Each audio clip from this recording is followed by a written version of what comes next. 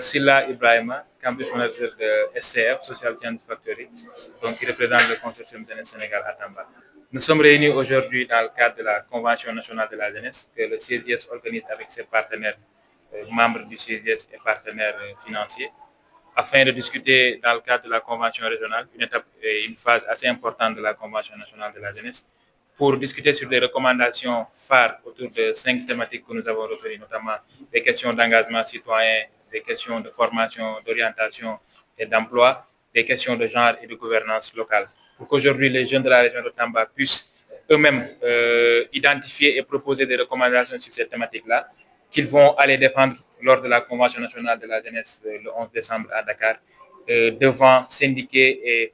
et négocier des recommandations, des engagements et surtout des orientations fermes autour de la part des autorités étatiques, de la part des partenaires techniques et financiers du pays. Donc, ce que nous réunissons aujourd'hui, on a 30 jeunes qui sont là avec nous, qui doivent réfléchir ensemble avec la présence surtout des autorités, chefs de service techniques,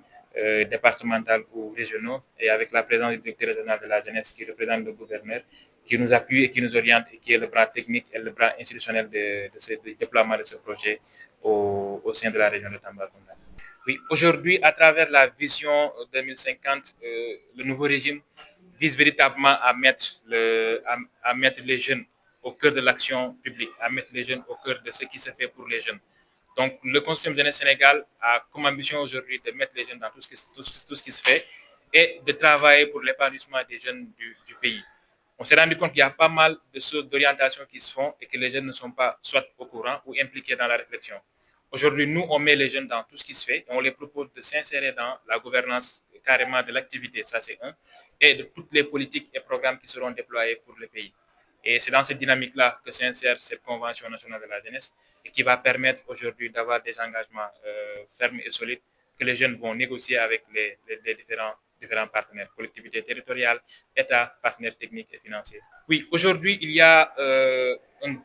des travaux qui ont été déclenchés pour la réforme du Conseil national de la jeunesse et qui sont en cours, qui n'ont pas encore été consolidés.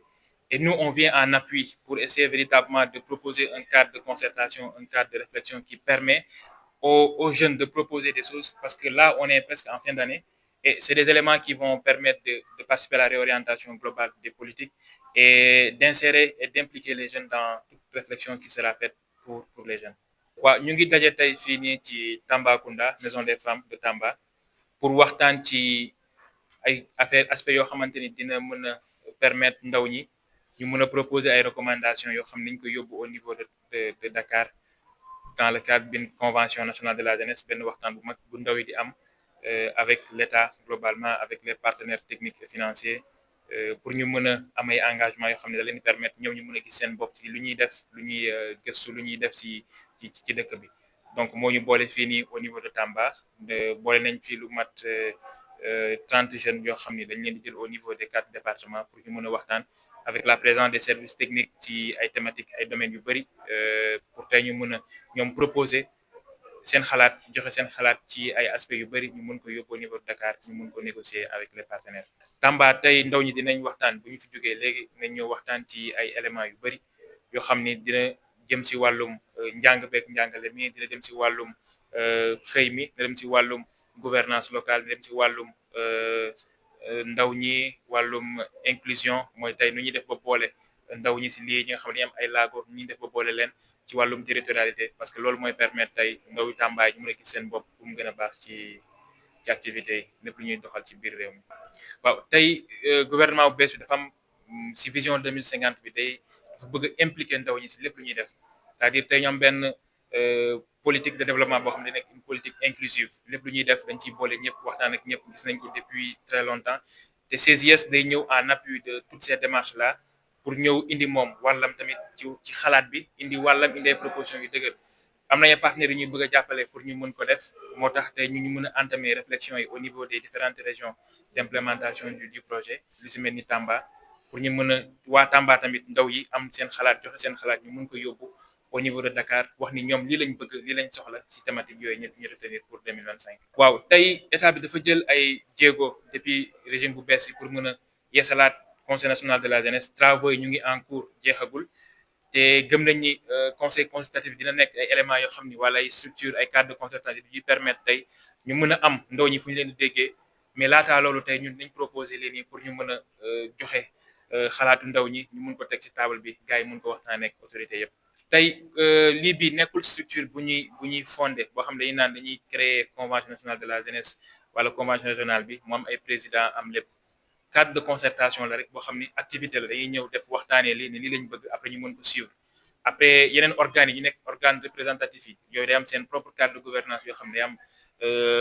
carrément benn ay institutions dañuy nekk plus ou moins des institutions dañu leen délégué ay services autour de la jeunesse ñoom ñooy gérer yenn éléments yu bëri ñun on vient en appui en tant que partenaire qui œuvre plus ou moins dans l'épanouissement des jeunes pour ñu mën a permettre faciliter loolu yëpp. voilà salaamaaleykum internautes yi maa ngi leen di nuyu di leen siyaar voilà Ndéné Sylla nekk président de la structure Vision Culture Events depuis Bakel donc tey ñu ngi fii pour la convention nationale de la jeunesse bu ñu préparé voilà bon mbégte rek parce que bu ñu ñëwee si kuréel bu mel nii gis fa les autorités administratives autorités locales gis les représentants les chefs de service même les bajenu gox structure sociale yi ñu fiy faral di teewee si dëkk bi ñu gis leen tey si kuréel bi je pense que mbégte lay doon parce que les jeunes ay xale yu ndaw ñu woote ndaje bu mel nii mag yi fekkee ko day montrer que vraiment mag yi ñu ngi bàyyi xel xale yi te xale yi am nañu wàll sur les prises de décision moo taxoon tey jii ñu toog fii waxtaan ak suñu maman yi waxtaan avec les autorités suñu yóbbante mooy lan parce que ñun dañoo représenter des communes bien déterminées parce que man maa ngi jóge ba Bakel kii mu ngi représenter Tambacounda donc dañoo porter un plaidoyer boo xam ne moom la ñu ñëw partager avec les décideurs su ko defee gars yi bi ñu ko mënee valider ñu jël ko yóbbu ko pour convention nationale de la jeunesse bu war a am le mois de décembre. voilà donc suñu nee plaidoyer yi dafa yaatu parce que wax nañ ci wàllu culture sport l'artisanat l'éducation voilà côté employabilité donc wax nañ ci fànn bu ne donc bu ñu jëlee benn côté boo xam ne man côté boobu laa porté plaidoyer mooy sur le don de sang ñuy faral di yokk ces activités citoyennes parce que gis nañ ni très souvent à Bakel mën nañ ne dans la région de Tambacounda chaque fois dans nos hôpitaux dañuy am ay déficit de poche chaque fois day am ñoo xam ne dañuy décédé dañuy def accident ñàkk seen bakkan ngir lan deret am no maman ñoo xam ne war nañ dem hôpital war a am doom ñu war leen opérer y a pas de sang là-bas donc mu doon ay risques yoo xam ne dañoo war a def dañ leen war a opérer pour génnee xale yi si ñoom donc je pense que c'est des problèmes yoo xam ne ñu ngi koy dund et chaque fois des milliers de personnes dañuy décéder à cause de ça donc nous en tant que jeunes ñu ne ñun suñu taxawaay mooy lan on va apporter des solutions mooy lan comme ñun dañoo ay jeunes lañ frais nañ ñu ngi sport ñu ngi def lépp pourquoi on peut pas donner de notre sang parce que deret kenn du ko jaay kenn du ko defar dañ koy maye donc ñu jël initiative yooyu noonu teg ko si social chaîne de facteurs yi gis loolu seen xel dal ñu liggéey ak ñun donc ñu jël porter plaidoyer boobu noonu nee leen les structures de santé dañuy gën a liggéey ak avec les jeunes pour ñu mën a jàppale les hôpitaux en poche de sang parce que am nañ banque de sang mais day manqué deret donc loolu benn fang la deuxième fang bi mooy lan sur la santé de la reproduction côté violence basée sur le genre les MGF mutilation génitale féminine gis nañ ni doon na mbir boo xam ne bëri na malgré wàññeeku na mais am na ba léegi dañuy dem sax sous région yi parce que suñu nee Bakel suñu nee Tamba dafa nekk zone transfrontalière am na Mali am na Mauritanie te ba léegi l'excision mu ngi fa et ñëpp xam nañ ni c'est criminalisé ku ko def ba nañ la war a mën a tëj mais ba léegi mu ngi am te excision yi am na ñoo xam ne ñu ngi siy jur des IST les infections sexuellement transmissibles am ñoo xam ne dañ fay jaar sax dootuñu mën a ci am doom am na ñoo xam ne dañuy perdre même leur sensibilité lu ñu war a sentir dëgg bu ñu waree say si gàttal donc doon na mbir boo xam ne doon na suñu préoccupation en tant que jeune ñu ne donc nañ porter plaidoyer bii état les autorités ak képp ku mu ci doon ñu gën ñoo dooleel pour ñu mën a xeex loolu parce que ñun kese mënuñu mais ak ñëpp bien évidemment ak presse bi buñ si jàppale bu baax je pense qu'on pourrait relever beaucoup de défis donc loolu la woon si gàttal. asalaamaaleykum man maa ngi tudd Ndeye Marème Sarr représenté association bi ñuy wax Give Back Tamba au niveau du comité régional d'organisation de la convention de la jeunesse sénégalaise. Surtout xale yu jigéen ñi moo tax ñuy wax inclusion parce que dafa bokk ci thème yu phare yi nga xamante ne moom la ñu jël pour développer ci ay recommandations yi ñu war a porter au niveau national. Donc inclusion bu ñu ko waxee surtout jeunes yi te booy xool sax ci comité bi on est fortement représenté tey ñu war a porter plusieurs recommandations au sujet des femmes lu ci mel ni problème mu éducation bi nga xamante ne ni ba tey mi ngi takkatembe fii dans la région de Tambacounda parce que on est dans une région assez éloignée avec ses réalités culturelles département yu bokkul c'est vrai scolarisation des filles ñoo ngi ci xeex lu bari mais ba tey des na te bu ñu scolariser ba pare le maintien des filles dans les écoles c'est un travail à faire ndax yenn facteurs yu bari mi ngi empêcher tey xale yu jigéen ñu des ci école yi lu ci mel ni les problèmes liés aux menstrues ñi nga xamante ne tey bu ñu tollee ci gis mbaax dañuy am problème pour des ci école yi parce que tout simplement elles n'ont pas assez de moyens pour am ay serviettes hygiéniques yoo xamante ne dina leen